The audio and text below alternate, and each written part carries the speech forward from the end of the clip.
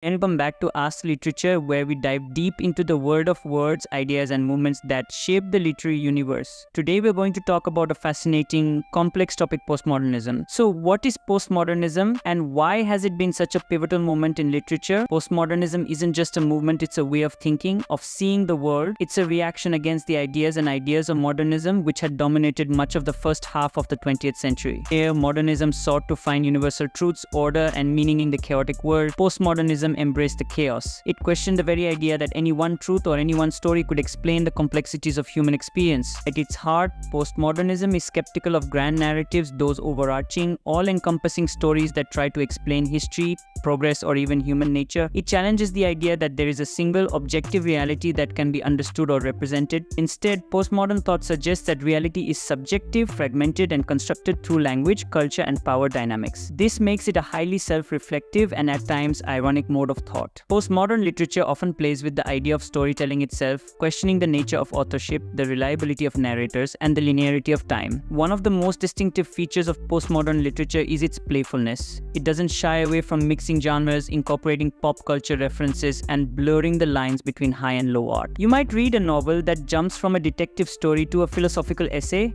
or a narrative that loops back on itself with no clear beginning or end. This is the beauty of postmodern literature. It's experimental, bold, and often deeply entertaining. Now, you might wonder, how does postmodernism differ from modernism, which also dealt with themes of alienation, fragmentation, and the search for meaning in an increasingly complex world? Well, modernism was still deeply concerned with finding that meaning, even if it acknowledged that the process was difficult and fraught with uncertainty. Postmodernism, on the other hand, embraces the uncertainty. It revels in the ambiguity and suggests that perhaps there is no ultimate meaning to be found, or if there is, it's always shifting, elusive, and shaped by cultural and social forces. Postmodern literature also tends to be more self-aware, or meta as we might call it today. Writers like Kurt Vonnegut, Thomas Pynchon, and Italo Calvino, to name a few, often break the fourth wall, addressing the reader directly or drawing attention to the fact that they are, in fact, telling a story. This self-referential style invites readers to question not only the story being told, but also the process of storytelling itself.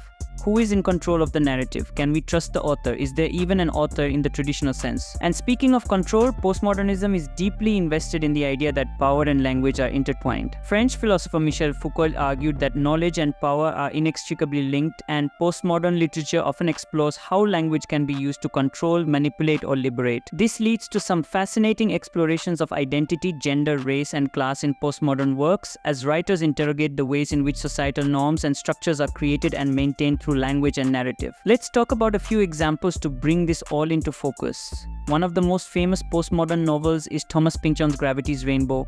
It's dense, difficult, and filled with conspiracy theories, alternate histories, and bizarre characters. The novel doesn't follow a traditional plot structure, and readers are often left questioning what is real and what is not. This is classic postmodernism, asking us to question not just the story, but the way stories are told and consumed. Another great example is DeLillo's White Noise, which explores how media and technology shape our perceptions of reality. The novel features a protagonist obsessed with death, living in a world bombarded by advertisements, television shows, and constant streams of information. It's a critique of modern consumer culture, but in true postmodern fashion. It's also funny, absurd, and deeply self-aware. Postmodernism also engages with the concept of pastiche, essentially the practice of borrowing from multiple sources without necessarily paying homage to any one in particular. This is different from parody, which mocks or critiques its source material. Pastiche, on the other hand, is a kind of neutral imitation, mixing and matching styles, genres, and cultural references to create something new.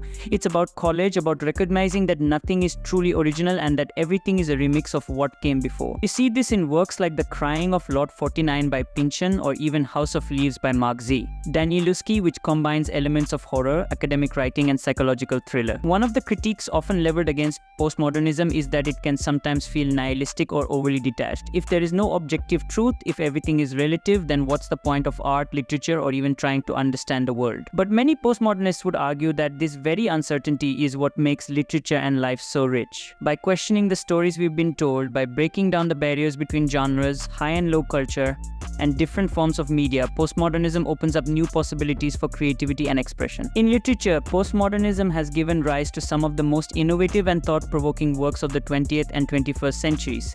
It's a mode of writing that invites us to question everything, to embrace the unknown, and to find beauty in the fragmented, the chaotic, and the unexpected. So the next time you pick up a postmodern novel, don't expect a straightforward story with clear answers. Instead, embrace the ambiguity, the playfulness, and the freedom that comes with questioning the world around us. That's it for today's exploration of postmodernism. If you enjoyed this video, make sure to hit the like button, subscribe, and drop a comment below. Let me know what postmodern novels or theories intrigue you the most. This is Ask Literature, and I'll see you in the next video.